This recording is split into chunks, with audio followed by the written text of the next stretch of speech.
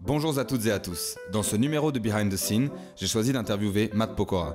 À la veille de la sortie de la deuxième collection de sa toute nouvelle ligne de prêt-à-porter pour femmes, Aura, petit point stylisme et découverte du fashion designer qui se cache derrière l'artiste à succès.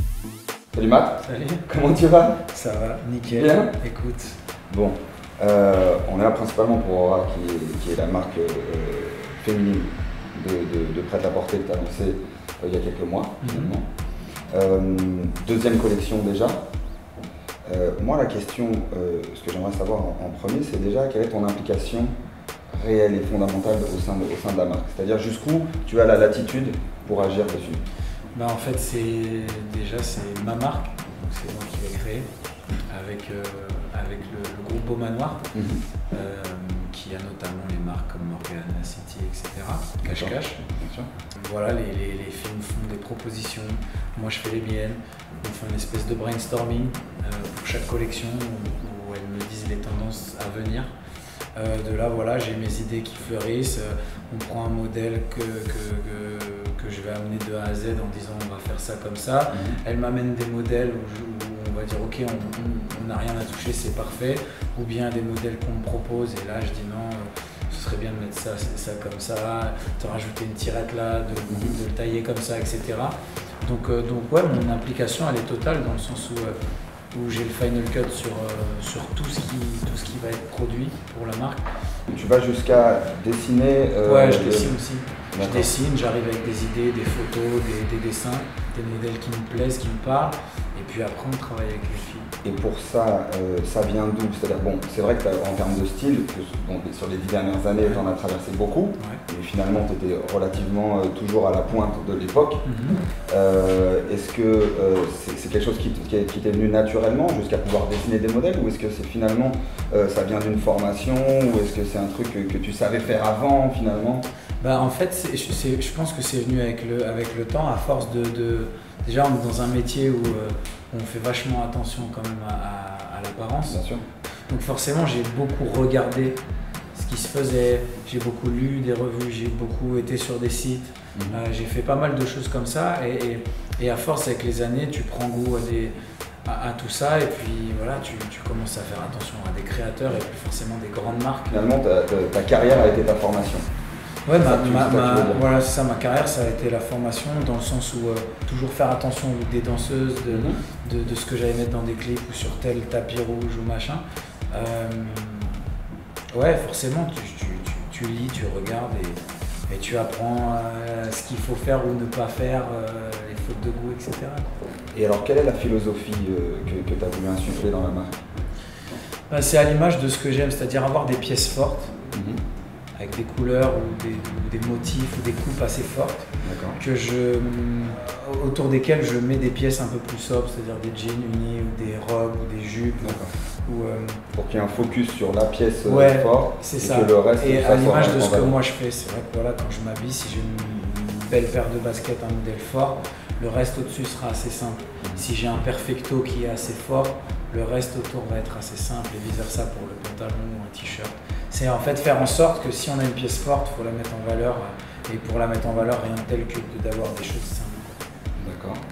Et finalement, pourquoi avoir débuté uniquement sur la femme, vu la manière dont toi tu t'habilles et les influences que tu peux avoir? Bah, c'est vrai que pourquoi déjà? Parce que d'une part, je voulais que ce soit un challenge et me dire que voilà, si je fais une marque, il faut que je me creuse la tête et à me dire voilà, c'est pas un truc que je fais pour moi. D'accord. Et forcément, si j'avais fait une pour homme, j'aurais eu tendance à faire essentiellement, consciemment ou non, j'aurais fait des choses que j'aurais mis moi. Et je voulais pas ça dans un premier temps, je voulais créer une marque qui existe par son nom et pas parce que je les porte ou parce que voilà. C'est que d'abord dans un premier temps les femmes s'approprient cette marque existe et une fois que ça existera, que ce sera voilà, bien, que le clou sera bien enfoncé, je pense que j'irai sur une collection homme, mais comme dit, d'abord petit à petit je préfère déjà installer la marque et ça a déjà très bien commencé avec les femmes. La femme en aura, c'est la femme parfaite pour Matt Pokora?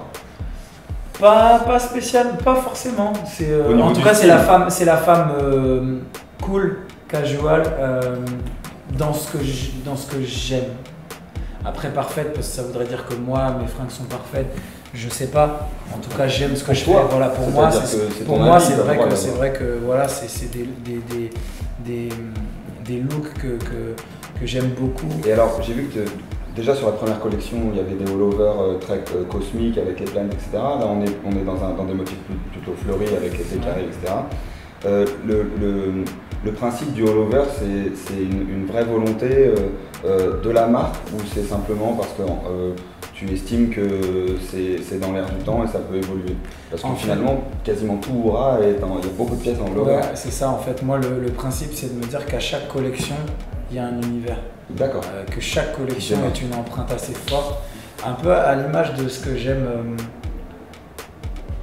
J'aime beaucoup aller à Londres faire mon shopping et aller dans les Top Shop, River Island, les magasins où déjà le prix est très abordable. Bien sûr. Mais en même temps, tu as des collections fortes et des pièces qui peuvent être fortes tout en étant pas chères.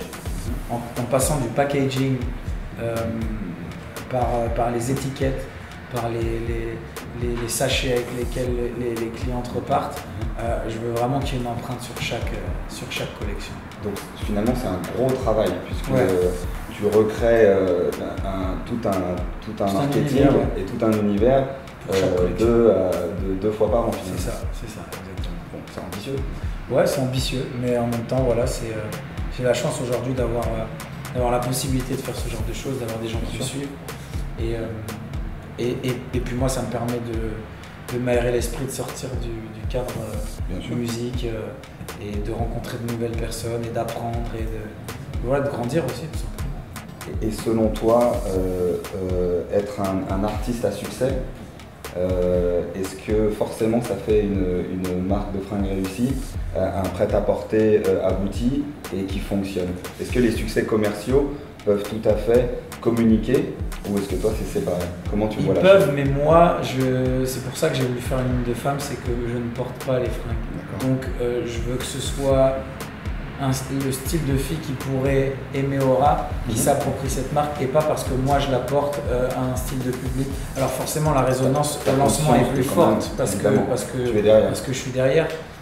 Mais c'est bien pour ça que j'ai pas voulu commencer avec une collection pour hommes pour pas que ça fasse. Je voulais pas que ça fasse produit dérivé de Matt Pokora. En tout cas, merci beaucoup. Merci à toi. Et puis on se retrouve bientôt avec le prochain album, j'espère. Je crois que t'es dessus. Dans quelques mois, ça y est, je commence à travailler dessus. On prépare ça tranquillement, sereinement. Voilà, on va essayer de surprendre encore. On en reparlera. Merci beaucoup. Yes, à plus tard. Salut Matt.